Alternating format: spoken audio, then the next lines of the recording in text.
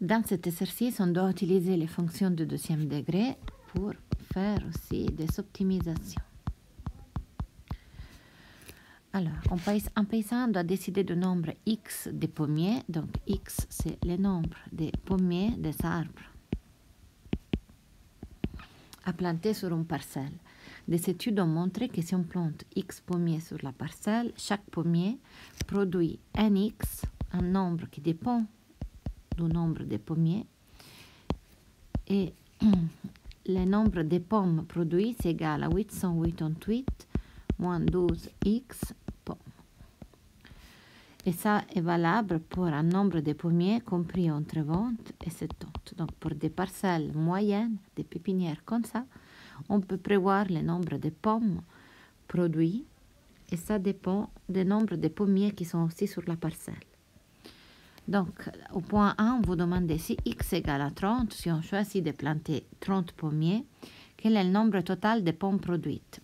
Donc, on peut trouver quel est le nombre produit par un seul pommier. C'est 888 moins 12x, où on remplace x par 30. Donc, c'est 888 moins 360, ce qui fait 528 pommes. Donc ça, c'est la quantité de pommes produites par un seul pommier. Vu qu'on a 30 pommiers, le nombre total sera égal à 30 fois 528, ce qui nous donne le nombre que vous pouvez calculer. Je n'ai pas la calculette sur moi. Pour le point B, soit le nombre total de pommes produits par tous les pommiers de la parcelle, exprimé T en fonction de X. T étant le nombre total de pommes produites, c'est égal à le nombre de pommiers fois le nombre de pommes produits pour chaque pommier. Et donc, c'est égal à x qui multiplie 888 fois 12x moins, 12x. Et donc, c'est égal à 888x moins 12x au carré. Quand on regarde cette fonction, on voit que c'est une fonction de deuxième degré. Donc, ça veut dire qu'on peut le décrire avec une parabole orientée vers le bas. Et donc, une parabole qui, quant à elle, est là un maximum. C'est le nombre total de pommes qu'on peut obtenir pour x pommiers. Et selon la quantité de x, vous trouvez des valeurs différentes. Il y a une valeur de x qui maximise cette quantité. Et donc, au point C, les paysans souhaitent que le nombre total de pommes produits par tous les pommiers de la parcelle soit maximum. Combien de pommiers doit-il planter et quel est le maximum de pommes produits pour tous les pommiers de cette parcelle? On cherche X qui maximise. Donc, en fait, on cherche la coordonnée X du sommet. Comment on peut les trouver? Ben, on a dit, on a cette parabole, on la connaît. Le coefficient A égale à moins 12. Le coefficient B égale à 888, le coefficient C égale à 0. La coordonnée x égale à moins b sur 2a. Donc, c'est égal à moins 888 divisé par 2a, donc moins 24. On trouve 37. On obtient le maximum de pommes si on plante 37 pommiers sur la parcelle. Et donc là, c'est trouver le nombre total. Donc on a trouvé combien de pommiers doit-il planter. Donc c'est 37, c'est la réponse à ça. Quel est le maximum de pommes produits? Et donc là, on va calculer la valeur Y. Donc on va remplacer. Donc on a 888 fois 37 moins 12 fois 37 au carré. Et on trouve 16 428 pommes. Lorsqu'on a planté 37 pommiers, le nombre qui maximise la production de pommes.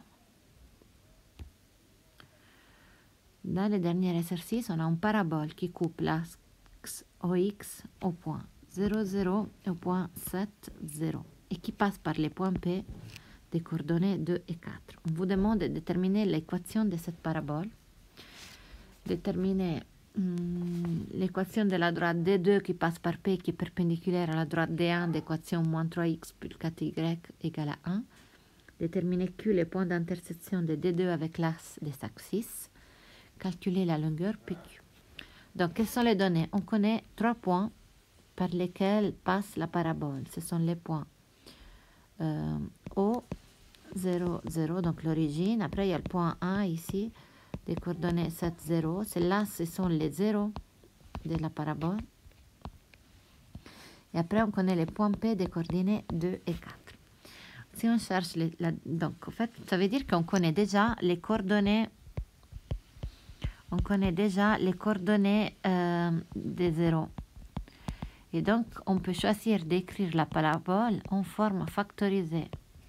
Ça va nous simplifier la vie. Il y a d'autres chemins, mais dans ces cas-là, on peut écrire que y égale à a per x moins x1 qui multiplie x moins x2, où x1 et x2, ce sont les coordonnées x de 0. Donc, on a a, x moins 0, x moins 7.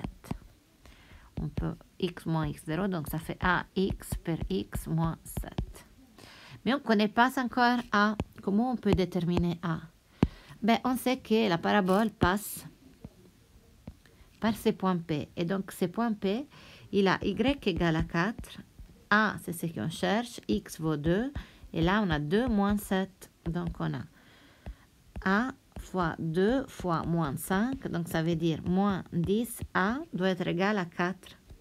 Et donc, a égale à moins 4 sur 10 égale à moins 2 sur 5. On peut l'écrire comme ça, on peut l'écrire moins 0,4. Les deux écritures sont équivalentes. Et donc, on connaît a. Donc, on a déterminé notre parabole, c'est y qui multiplie. Donc, moins 2 sur 5 x fois x moins 7. On a écrit en forme factorisée, c'est une des trois formes possibles, cette parabole pour laquelle on connaissait 3 points. À partir de 3 points, il y a une seule parabole qui passe à travers les 3, donc on peut la déterminer. Et on a terminé les points.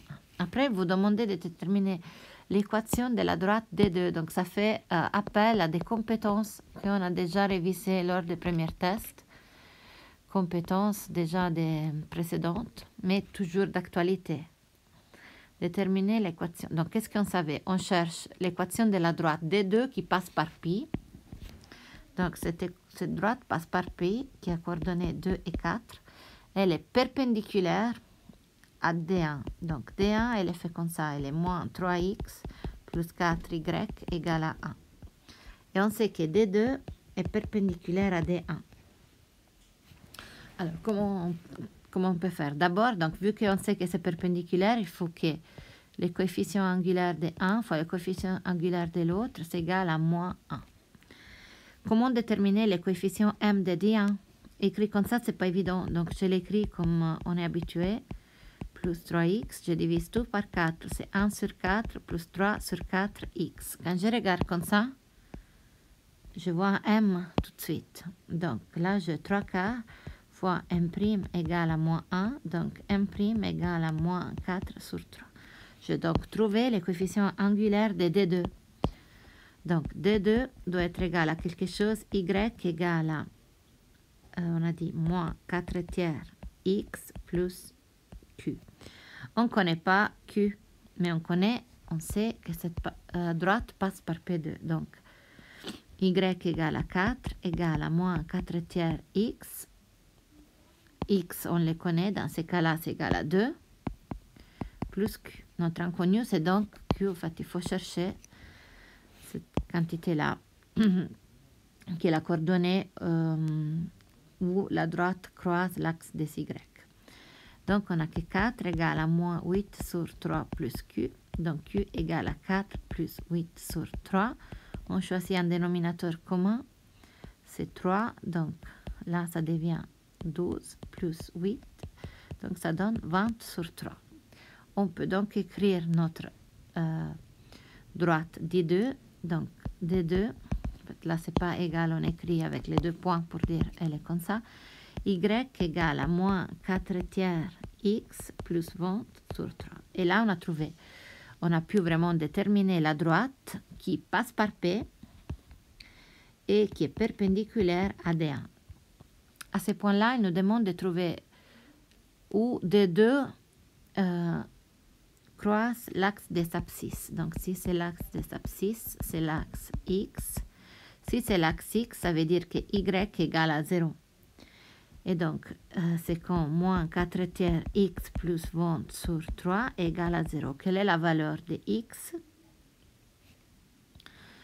Alors, on peut tout multiplier fois 3. On a moins 4x égale à moins 20. Donc, on a x égale à 5.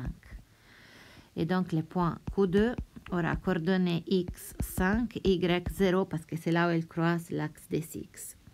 Et ensuite, il nous demande de calculer la longueur PQ.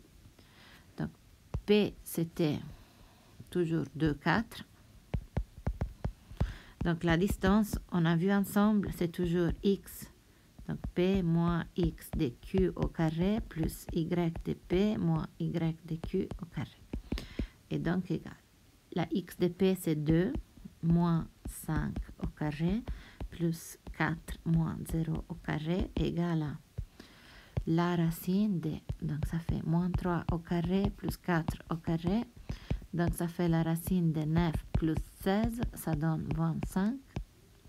Et donc, la distance égale à 5. Et on a terminé l'exercice.